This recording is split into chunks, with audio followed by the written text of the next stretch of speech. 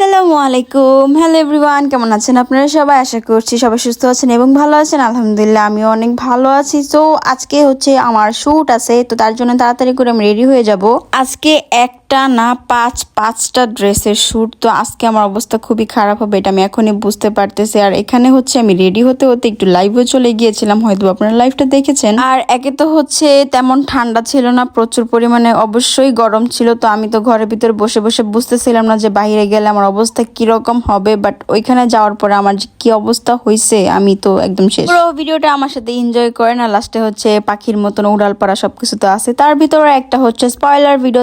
আপনারা যারা হচ্ছে ঘরে বসে টাকা ইনকাম করতে চান তাদের জন্য একটা সুন্দর একটা জোস একটা ওয়েবসাইট, সেটা হচ্ছে CTBD20। তো এটার মাধ্যমে আপনারা কিভাবে ডিপোজিট করবেন, কিভাবে হচ্ছে উইথড্র করবেন, A to Z হচ্ছে পিন কমেন্টে দেওয়া আছে। 1500 থেকে 1000 টাকা, 1000 টাকা থেকে 1500 টাকা ইজিলি ঘরে বসে ইনকাম করতে পারবেন। তো এখানে আমার মুডটা অনেক খারাপ হয়ে গেছে, তার একটাই কারণ হচ্ছে বাসার সামনে থেকে হচ্ছে আমি রিক্সা করে হচ্ছে আমি মোড়টা ঘুরে যাব। তো মোড় ঘোরার সাথে সাথে ওখানে আমাদের এখানে একটা জায়গা আছে, সেটা হচ্ছে বটতলার ওখানে গিয়ে জ্যাম না তোকুমুকু, রাস্তাটা নষ্ট, যার কারণে রিক্সাওয়ালা জানতো রাস্তা নষ্ট, শুধুমাত্র টাকাটা একটু বেশি নেওয়ার জন্য ও আমাকে ওইখানে নিয়ে নামাই দেয়। সেখান থেকে আবার রিক্সা করে আবার বাসার সামনে দিয়ে আমার সেই গন্তব্যে পৌঁছাতে হয়। ঠিক আছে, এদিকে হচ্ছে ক্যামেরাম্যানকে ফোন দিয়েছিলাম, সে হচ্ছে চলে আসতেছে, তার বাসা হচ্ছে সাভারের দিকে। যেহেতু পুরো শুটটা আর কি রেস্টুরেন্টের ভিতরে করবো, তো মানুষজন চলে আসলে পরে তো শুটটা প্রপারলি করতে পারবো না, এর জন্য আমি এত বেশি পেন খাচ্ছিলাম। যাই হোক, তাড়াহুড়া করে হচ্ছে চলে এসেছি, টাকা আমার অনেকটা গচ্ছায় গেছে, বাট ইটস ওকে,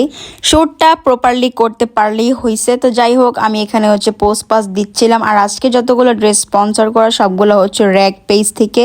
এই পেজের ওয়েস্টার্ন ড্রেসের কালেকশনগুলো এত সুন্দর। আর তাদের একটা জিনিস আমার খুবই ভালো লাগে, সেটা হচ্ছে তারা হচ্ছে রেডিমেড ড্রেস বিক্রি করে না, আপনার বডি মেজারমেন্ট অনুযায়ী তারা মেক করে দিবে। তো একটা ড্রেসের শুট করতে করতে আমি এত হাঁপাই গেছিলাম বলার বাইরে। তো আমি বলতেছিলাম যে একটা ড্রেস শেষ শুট করা, এখন আরেকটা ড্রেস করতে হবে, যেহেতু টোটাল 5টা ড্রেস ছিল। তো পুরোটা রেস্টুরেন্ট খালি ছিল যেহেতু দুপুরবেলা, এর জন্য আমি একটু সুবিধা পেয়েছি যে প্রপারলি ধীরে সুস্থিরে ড্রেসগুলো চেঞ্জ করে আসতে পারছি, আর হচ্ছে শুটগুলো ভালো মতন করতে পারছি। তো যাই হোক, এরপর আমি কোন ড্রেসটা চুজ করবো সেটাই খুঁজে পাচ্ছিলাম না, সবগুলাই ওয়েস্টার্নে কাতারে পরে, বাট এই দুইটা একটু বেশি ওয়েস্টার্ন। তো ভাবতেছিলাম যে ওয়েস্টার্ন গুলো আগে শেষ করি, তারপরে হচ্ছে গাউন টাইপের যে ড্রেসগুলো আছে সেগুলো শুট করে জাস্ট একদম একবারে কি বলে রিল্যাক্স হয়ে যাবো। আর এই ভাইয়ার সাথে এটা আমার ফার্স্ট টাইম কোলাবোরেশন শুট ছিল, তো আমি আর কি বুঝতে পারছিলাম না যে ওনার হাতের কাজ কিরকম, যেহেতু আমি ছবি তেমন ভাবে দেখি নাই। তো বাট পরে আমি অবশ্য আপনাদের সাথে ছবি শেয়ার করবো, এখন না, বাট যতটুকু দেখেছি ভালোই লেগেছে ওনার কাজগুলো। তো এরপরে আমি হচ্ছে এই বডি কনটা পরে আসি, যেটা কিনা একটা ভেলভেটের ভেতরে ছিল, উপরে গ্রিনিশ টাইপের একটা আর কি মানে কেমন একটা লেয়ার করা ছিল। এই বডিকনটা আমার অনেক বেশি পছন্দ হয়েছে, অনেক বেশি। ব্ল্যাক গাউনটাও সুন্দর, মানে সব থেকে বেশি যদি কোন ড্রেস পছন্দ আমার হয়ে থাকে সেটা হচ্ছে ব্লুটা অ্যান্ড হচ্ছে ব্ল্যাকটা। আর আরেকটা ড্রেসও পছন্দ হয়েছে, সেটা হচ্ছে ফিরোজা টাইপের, যেটা কিনা কমলা কালারের কম্বিনেশন করা ছিল। ওই ড্রেসটা, টোটাল 3টা ড্রেস আমার বেশি পছন্দ হয়েছে। তো এই তো এরপরে হচ্ছে ড্রেসের বিহাইন্ড দ্য সিনের শুট কিরকম হয়, যখন ফ্লাফি কোনো ড্রেসের শুট করা লাগে কিরকম করা লাগে, বারবার এরকম হাত দিয়ে উপর নিচে করতে হয়, না হলে হচ্ছে শুটটা প্রপারলি হয় না। এদিকে হিল পরে আমার পায়ের অবস্থা একদম টাইট, আমার পা ব্যথা হয়ে গিয়েছিল আর এত গরম লাগতেছিল। পরে আমি একটা মিল্কশেক অর্ডার করি, সরি চকলেট মিল্কশেক ছিল, বাট ওরা হচ্ছে আইসক্রিম দিছে সাথে। এইটা মেবি নতুন অ্যাড করছে, আগে এটা ছিল না, শুধুমাত্র চকলেট মিল্কশেক ছিল। তো আইসক্রিমের সাথে ওরা চামচ দেয় না, তো আমি জিব্বাতে চেটে চেটে খাওয়ার চেষ্টা করতেছিলাম, যেটা খুব ফানি ছিল।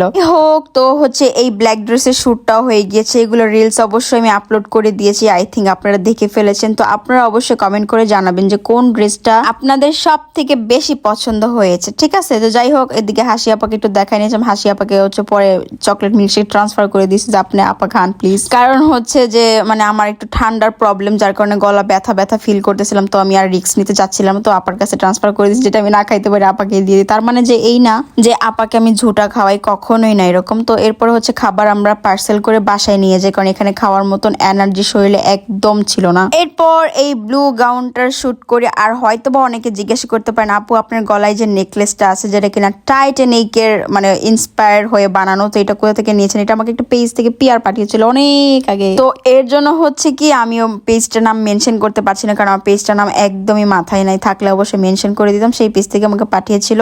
সত্যিকারে ডানা না থাকলেও কৃত্রিম ডানা দিয়ে আমি একবার উড়ে উড়ে আর কি মানে লাগতেছিল যে আমি উড়ে উড়ে কোথাও চলে যাই, কারণ হাতের মানে হাতা দুইটা একদম পাখির ডানার মতন ছিল, তো আমার খুব ভালো লাগতেছিল অবশ্যই ব্যাপারটা। সো এই হচ্ছে আর কি ওভারঅল আজকের ব্লগ। তো পার্ট 2টা এখানে দিচ্ছি না, কারণ অনেক বেশি লেন্দি হয়ে যাবে, সেইটা আমি আরেক পার্টে দিয়ে দিব, যে লাস্টের তো আরো একটা ড্রেস বাকি আছে। মতন উঠতে উঠতে ঘুরতে ঘুরতে আজকের ব্লগটা এখানে দা এন্ড করে দিচ্ছি। আজকের ব্লগটা যদি ভালো লাগে থাকে অবশ্যই পেজটাকে লাইক ফলো করতে ভুলবেন না, অ্যান্ড হচ্ছে ইনস্টাগ্রামে ফলো করবেন। ঠিক আছে, ভালো থাকবেন সবাই, আল্লাহ হাফিজ।